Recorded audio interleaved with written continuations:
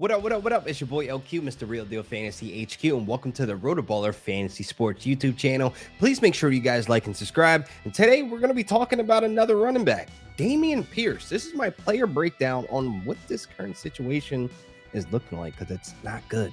But I don't want to waste any more time, so let's get right into the episode.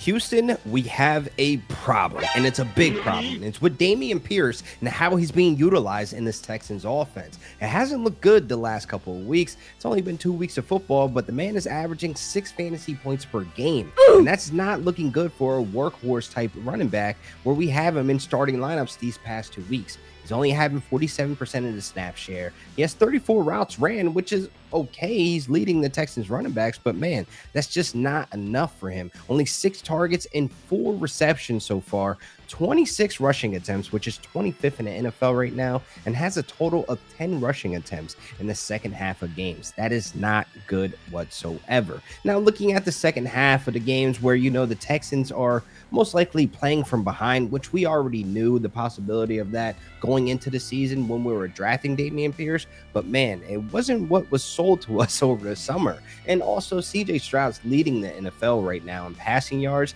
in the second half of games. So there's a lot of that, but that should be good for Dameon Pierce, who was advertised as a guy that will be more involved in the passing game, right? I mean, Texans Twitter throwing up clips of CJ Stroud to Dameon Pierce in the red zone for a touchdown. CJ Stroud in open space to Dameon Pierce, and he's running up the field. I mean, all these things were said to us. We all saw this, all the highlight clips of Dameon Pierce, but what's happening? It's not happening. I mean, this O-line is also terrible, man. If we're really looking at this O-line, they're dealing with heavy injuries, and DP can simply not produce behind an O-line that's dealing with tons of injuries dating back to August. They're basically down to their second string O-line right now. And if we look at PFF's grade right now, it's at 54.3, and that's 23rd in the NFL right now, which is pretty bad again for Dameon Pierce to try to go out there and produce. The guy can't do anything right now behind this O-line and this Texans offense, and possibly the play calling. Why can't we get Dameon Pierce out in the flat? Why we're not seeing screenplays, put towards him? And it's like we saw all this advertised over summer, but it's just simply not true right now. But again, it's only 2 weeks of football, and hopefully we can see some life this week against the Jags, even though this matchup is not really in his favor. The Jags are a middle of a pack type of defense right now with rushing yards allowed, so it's not like it's a layup matchup for him. He really will have to be utilized in the passing game for him to have any type of fantasy relevance. I mean, it's really bad right now for Dameon Pierce. I'm seeing a lot of people saying they're going to drop him or they're going to trade him. What my advice is just simply hold him right now. It's too early in the season right now to try to drop players you invested in the 5th round or 6th round with their ADPs. You spent a pretty penny on him this season, so I will hold off right now.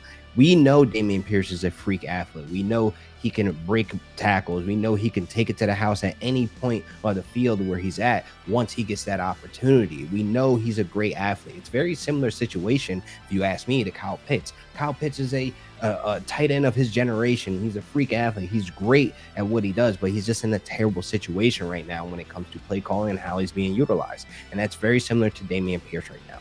I would even go as far to give the advice. This will probably be the cheapest, if not the cheapest this entire season that you'll be able to get Dameon Pierce. So I will go out there, do a little temperature test on some of your league mates and try to put an offer in for Dameon Pierce. See if they're willing to just ship him off. And again, we know how talented Dameon Pierce is. We saw the numbers last year. This guy is going to explode once he gets the opportunity, once he gets involved in the passing game as well, for a lot of fantasy managers to have some type of relevance. So here is the advice. Hold Dameon Pierce. Don't give up too quick. It's only been 2 weeks of football. It's week 3. There's a lot of stuff on the table for him to get involved in the passing game. It's just a matter of the team realizing they have a Lambo truck sitting in a garage ready to hit the road and put some fantasy points on the board. So hold steady, all the Dameon Pierce fans, managers. If you just want to see him do good, whatever the case may be, just hold strong. He will be back. The points are on the way. We saw it last year. Like I said, the Texans just need to be better on how they utilize him. So what are your thoughts on Dameon Pierce? You're going to hold? You're going to drop? Whatever you do, man, just know that it's still only 2 weeks of football that we saw Dameon Pierce. So this wraps up another great episode. Quick episode on Dameon Pierce, my breakdown of what the situation possibly could be looking like. But Man, hopefully I was able to help you guys out. And of course, make sure you guys subscribe to the RotoBaller Fantasy Sports. And you guys can follow me at Real Deal Fantasy on all social media platforms. Until next time.